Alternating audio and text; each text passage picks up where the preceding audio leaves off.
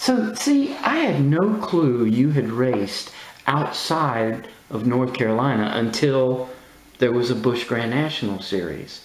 So you just have revealed how far you were willing to go to run against some of the greatest drivers, you know, of the world. There was a lot of them drivers, probably 10 of them, that drove my race cars. Name them. The first one that did was Junior Johnson. And he won a 250 lap race at Asheville Speedway. Wow. He run about half, a little more than half the race, and his back was hurting. He said, I didn't have a good seat, but said that car would fly. He got out and I finished the race. The next one that drove it, a motor in Greenville, South Carolina, found out about it and wanted to know if I'd let David Pearson drive that car. I said, yeah, if you got some money. He said, how much is it? I said, it's $500 and all the prize money. He said, that's a lot of money. I said, well, get somebody else a car. He said, David said he had to have yours. That's because the Junior drove it. Right, okay. And I went down there and David finished third and a 200 lap dirt race. And it was his asphalt car. Oh my gosh. It was kind of built kind of light and had big holes on the track, broke the shocks off. Yeah. A few things, but next one drove it was Ned Jarrett. And he's having a race at Columbia, Shriners race, and they hired, I've got all of them to volunteer, big names, to come down there and run this race. And that was all in the race, was big name Grand National drivers. Well, they brought Petty down there, and I said, I kind of like Ned Jarrett, I'd rather him drive my car. Okay, so they go get Ned, and he's leading the race with about 3 or 4 laps to go, lapping Tom Pistone. Tom Pistone put him in the walking off 4th turn. Oh.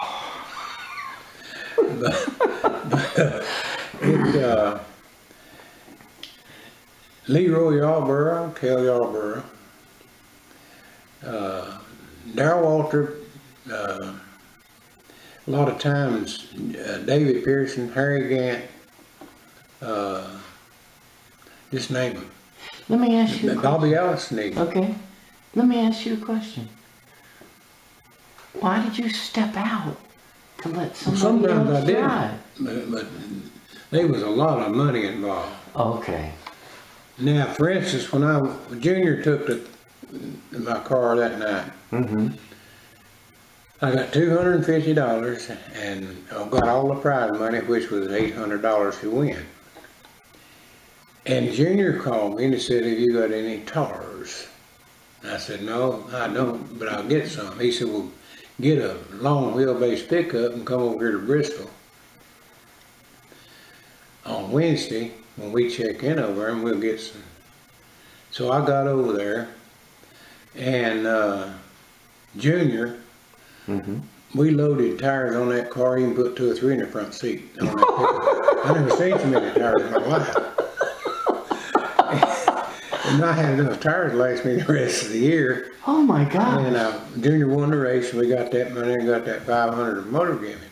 See, they all would read in the paper about Junior or this, that, and other. Every one of them wanted my car. Because when I was out, I was winning a lot of races. Junior knew I was winning them races. That's the reason he told them he would come if they'd get my car.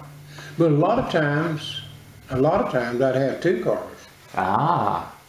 A lot of more times than not, I'd have 2 cars there.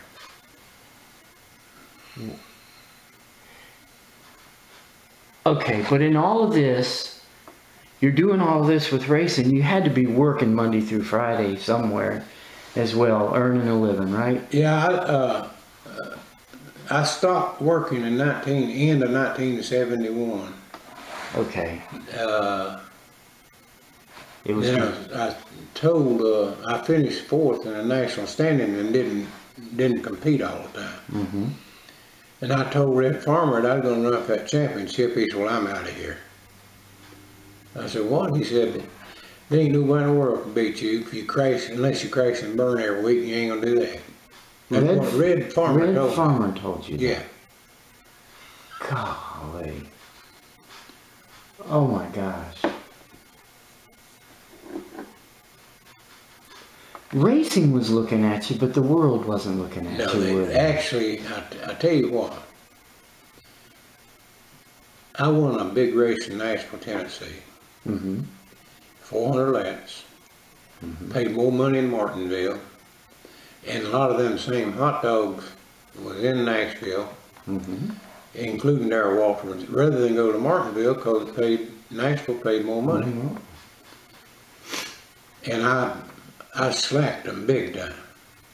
Wow. I become a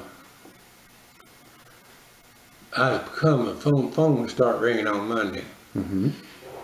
And like old Donahoe in Nashville, Tennessee said, that's Darrell Walter is killing me. He's winning all these races. Can you outrun him?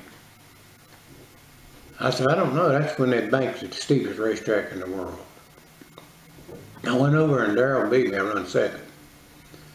I went back in about a month and a half, had another big race, and I won it.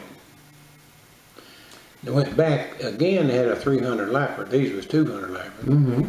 End of the season race. And I stopped on Murfreesboro Road, and Shawnee got a paper and was reading it, eating breakfast. And Darrell says, them hillbillies can't beat me because I ain't even been using my good car. Ooh. And then I beat him again. That article was one of them. I believe, yeah. Right over there. Yeah. I think I saw the headline for it. That had to feel great. That just had to feel awesome. They was a motorsports writer, Joe Connolly, I believe his name was. From Joe, anyway, he wrote for the Tennessean. Right. And he went to New York and got a prize for doing a big story about me. Oh, wow. Yeah. It was that, I don't know what year it was. I've got the article here somewhere. I bet. That he did. But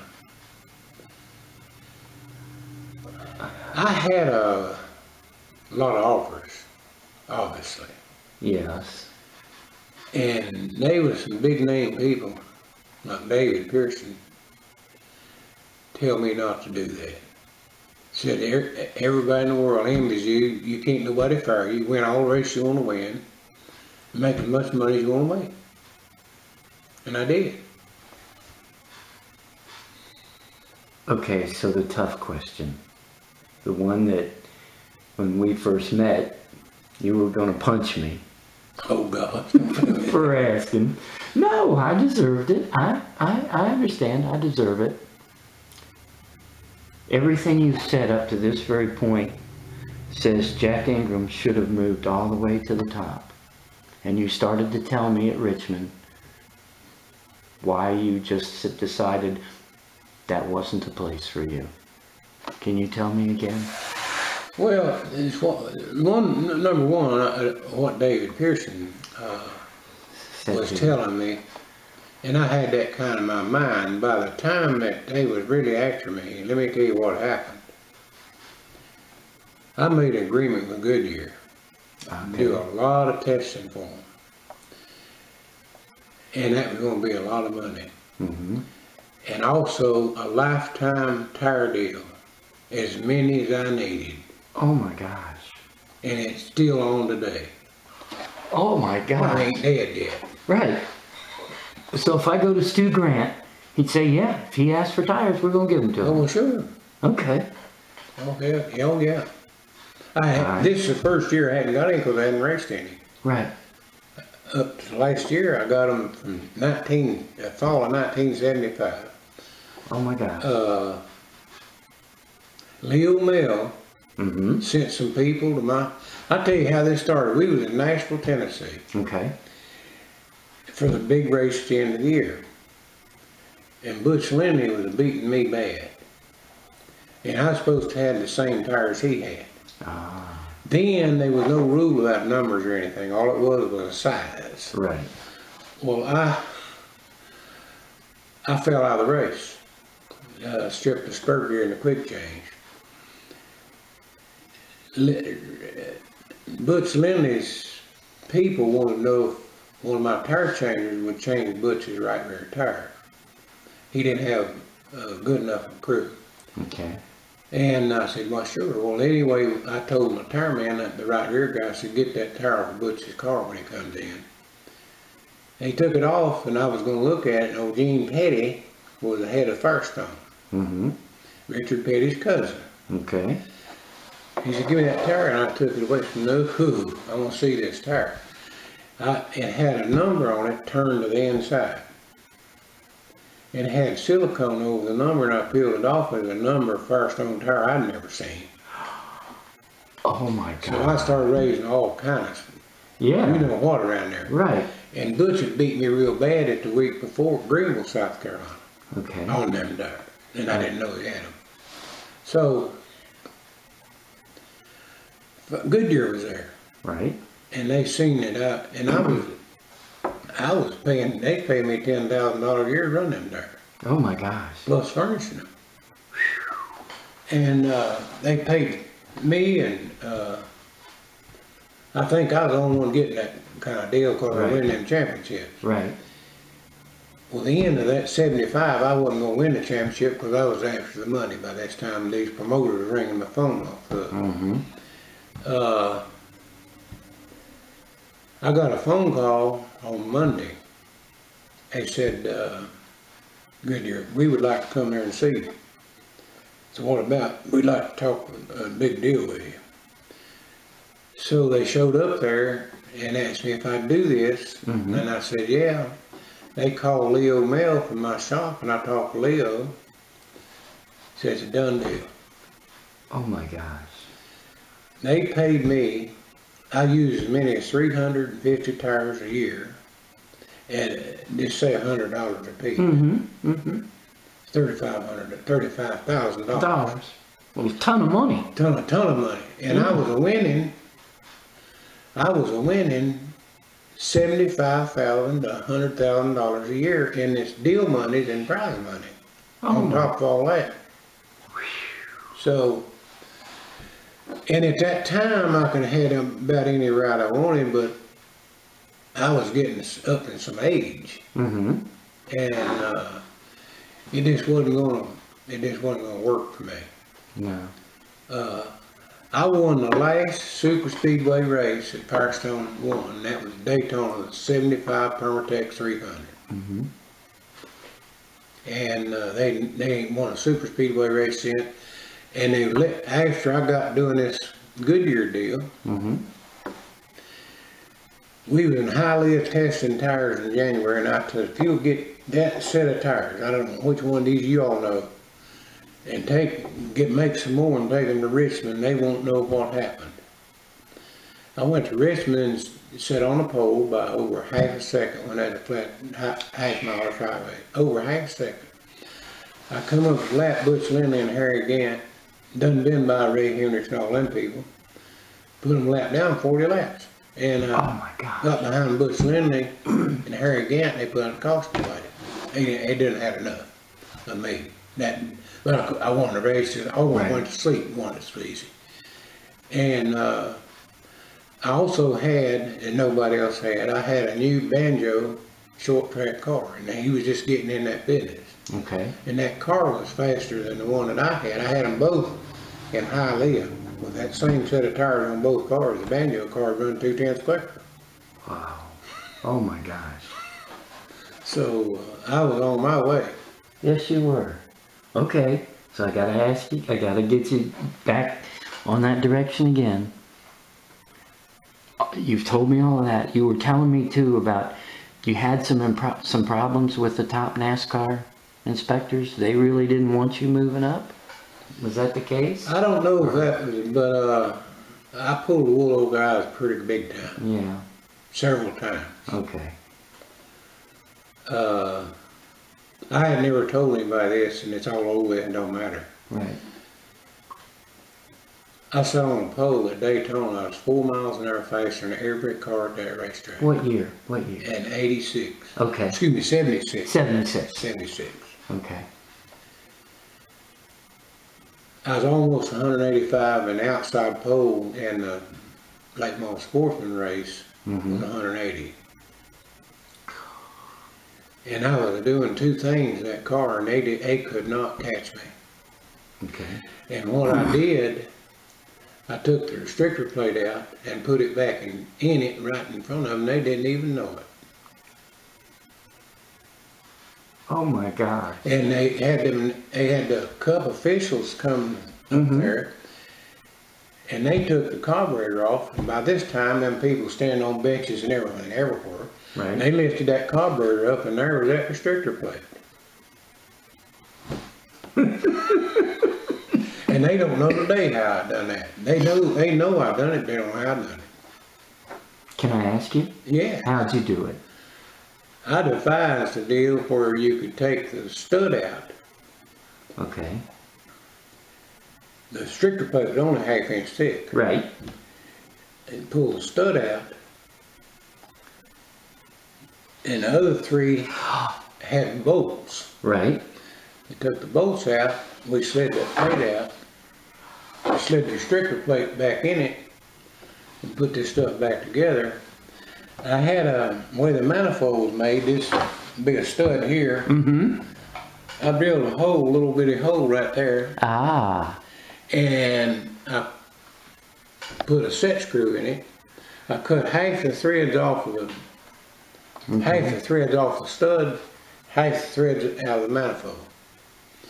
And then when I tightened up that little screw against it, You push it over. it pushed it over, and you couldn't pull it out. Well, I had some what years ago they called dum-dum that went on the firewall of cars to seal them up. I mixed that up with some silver, and it looked just exactly like it was a casting. Oh my And gosh. it took us. They would let it. Then they would. You had to know a trick all they did. Sure, They would take the sure. car back to the garage area where you fit it. You could jack it up. But you couldn't raise the hood because they had seals on the hood pan. Right. We didn't care. We just jacked it up, and that boy on the other side held the carburetor up, and I slid the restrictor plate out. Slid the plate out and slid the restrictor plate back in it. And they kept me there till 7 o'clock that night. Wow. And they said, boy, we're going to get you because we're going to take this thing down there to that space center, and we're going to have it, this manifold edge sprayed. That's going to take it down there. Of course, they didn't. Right. They brought it back up there. Pete Keller and Bill Gazaway, about 10 o'clock the next morning, said, you put that back on there, we're going to stand here and watch you. We're going to put that restrictor plate in, and then you better run as fast as you run yesterday. Well, they didn't take me to race. You go out there and get in the draft and run 8 miles an hour faster.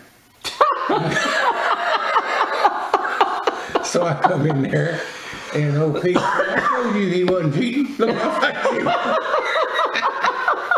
And not only that, I was lowering that car on the racetrack. Oh, okay. Also. Yes. Well, they caught me racing. They didn't catch me, I showed them. They said, we're going to take that front end completely apart. Right.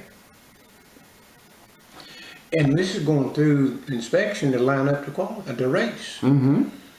And I was thinking, I'll still be working on this front end because they ain't going to find it. And I won't win the race. And I finally said, look, I will show you what I'm doing. If you will agree that you're not going to come down on me too hard. So I showed them. Good trick. And they couldn't believe it. You could do the same thing today and they wouldn't know it. Oh my gosh.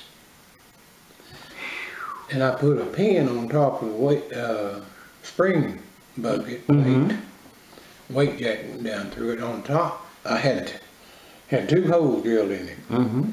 You put a hole, raise that thing up when they and go down. Well, it would shear this pan in the car go down about 3/4 of an inch. Yeah, I remember somebody else doing that. And it sheared the pan in the weight jack, and you couldn't see where this pan had been sheared. Wow. Okay, that was inventive racing. That's exactly what that was. So many years later, they caught, They caught Leo Jackson and Harry Gant at Daytona. They was lowering a carburetor a different way. It was easy found what they was doing. Okay. Okay. What I was doing, they couldn't find it. Wow. They absolutely couldn't find it. Now, I had done it, I was at Martinsville, and I had a 68 Seville, and I run out across in the pit road qualifying and put the left front wheel on that curve and bounced it up there and come back down. And it sheared the pin on both sides. Yep.